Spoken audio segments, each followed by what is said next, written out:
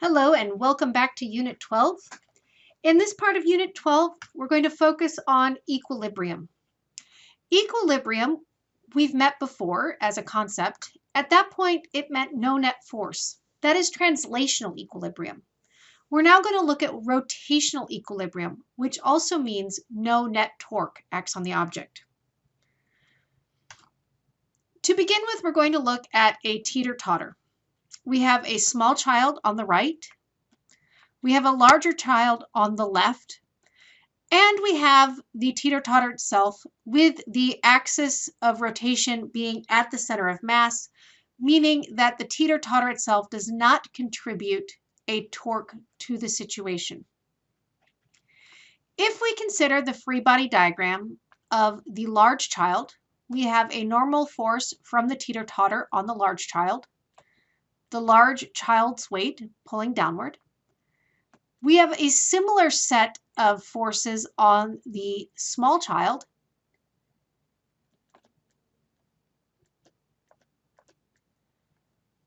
And because this is an equilibrium, the normal force must equal the weight in both cases. If we consider the teeter-totter's free body diagram, we have the normal force from the large child on the teeter-totter. We have the teeter-totter's weight. We have a normal force from the pivot on the teeter-totter, and we have the normal force from the small child on the teeter-totter. These two forces, the normal force from the pivot and the teeter-totter's weight, both act at the center of mass and therefore do not contribute a torque. The other two forces do, and as I said a moment ago, because everything is in equilibrium, the normal force from the large child on the teeter-totter will equal the child's weight, and the same is true for the small child. I can now think about the net torque acting on the teeter-totter, and that has to equal 0 because it is balanced and it's in equilibrium. Two forces apply a torque to the teeter-totter. We have the normal force from the large child, the normal force from the small child. Using the right-hand rule, you can determine that these two torques are in opposite directions. Therefore, I'm going to subtract them. The torque due to the large child will be the distance that the large child is from the pivot, that's 2 meters, multiplied by that normal force. The torque for the small child will be the distance it is from the pivot, multiplied by the normal force from the small child. And again, this has to equal 0. Plugging in that the normal force in this case is the mass of the child times the acceleration due to gravity in both cases.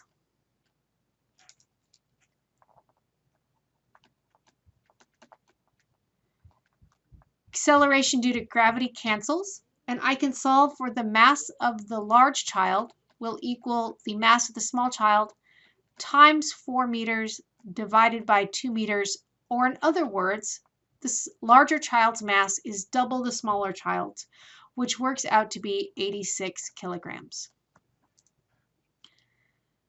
Now let's consider a similar situation where the teeter-totter is no longer pivoting about its center of mass. In this case,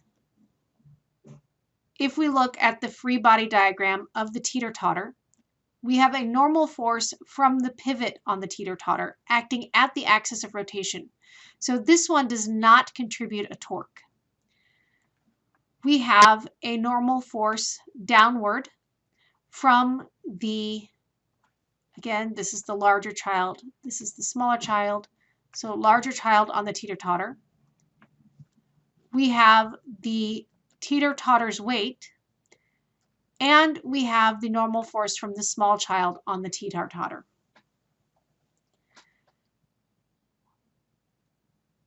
Using the right-hand rule, you can determine that the teeter-totter's weight and the normal force from the small child on the teeter-totter cause a torque in the same direction, and that direction is opposite the torque due to the larger child acting on the teeter-totter. So again, looking at the fact that the net torque has to equal 0, I have 3 forces that cause a torque. I have the torque due to the smaller child, plus due to the torque due to the earth, minus the torque due to the large child, and that equals 0. As I did in the last example, I can rewrite the torque in terms of the distance the force acts multiplied by the weight of the object. Again, it's not accelerating, so the normal force that is causing the torque equals the weight. In the case of the small child, this would be 6 meters times the mass of the small child times the acceleration due to gravity. The torque due to the earth is going to be, if you look at it, we need the R. It acts at the center of mass. The entire teeter-totter is 10 meters long, which means that the center of mass, no, is not 10 meters, I'm sorry, is 1 meter from the axis.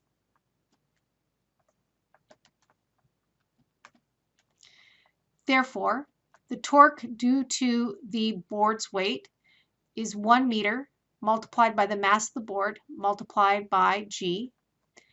And we're going to subtract off 4 meters times the mass of the large child times the acceleration due to gravity, and that has to equal 0. Acceleration due to gravity is in each term, so I can cancel it, leaving me with 6 meters times the mass of the small child, which is 41 kilograms, plus 1 meter times the mass of the board, minus 4 meters times the mass of the large child, which in this case is 79 kilograms, equaling 0, allowing me to solve that the mass of the board is 70 kilograms.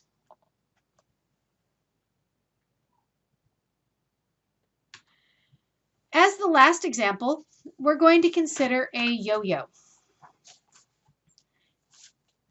We have a yo-yo being supported by a string acting at a small interior radius, and we have a string hanging from the outside of the yo-yo that is attached to a small mass. And again, we are told that this is in equilibrium. We want to determine the two tensions and the mass M. So we're going to begin with by redrawing the diagram just a little bit. We have tension 1 pulling up from little distance r, and tension 2 downward at the outer radius, big R. We also have the yo-yo's weight, which equals the mass of the yo-yo times the acceleration due to gravity.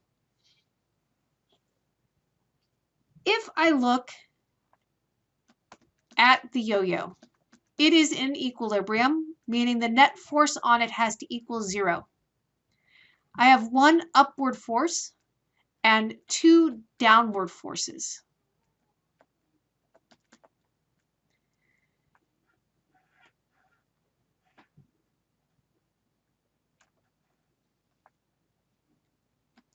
Solving for T1 gives me that T1 equals T2 plus the mass of the yo-yo times the acceleration due to gravity.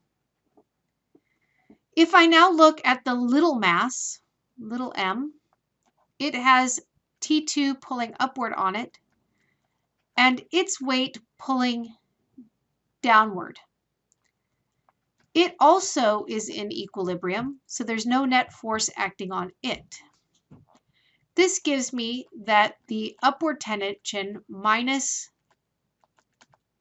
weight downward has to equal 0, or in other words, T2 is the small mass, which does not need a subscript, times G. Lastly, the yo-yo must also be in rotational equilibrium.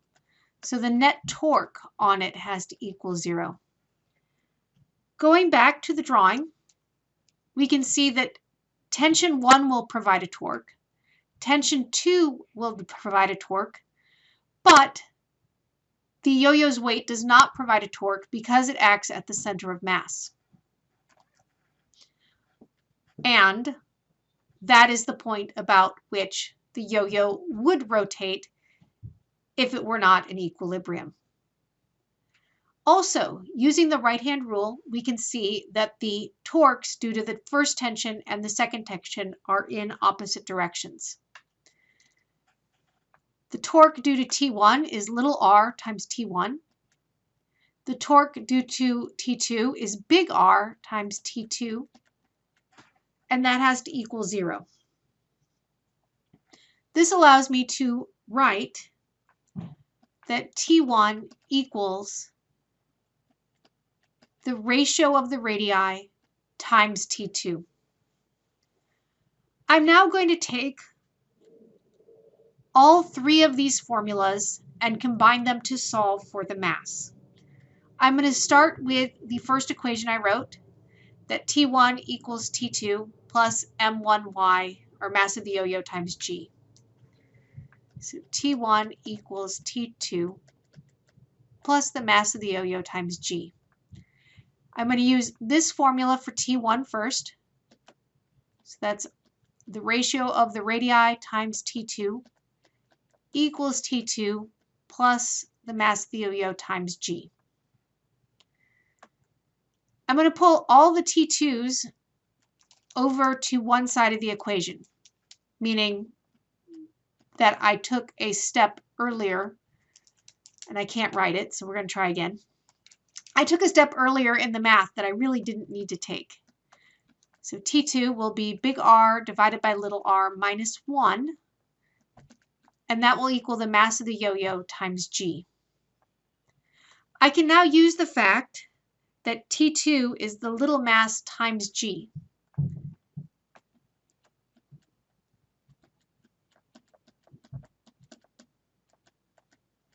I have the acceleration due to gravity on both sides of the equation, so it cancels. Therefore, the little mass is going to be the mass of the yo-yo divided by the ratio of the radii minus 1. Plugging in numbers gives 0.205 kilograms divided by 5.5 minus 1. Okay, back up just a second.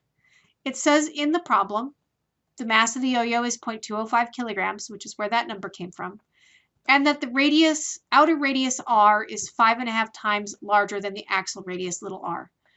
So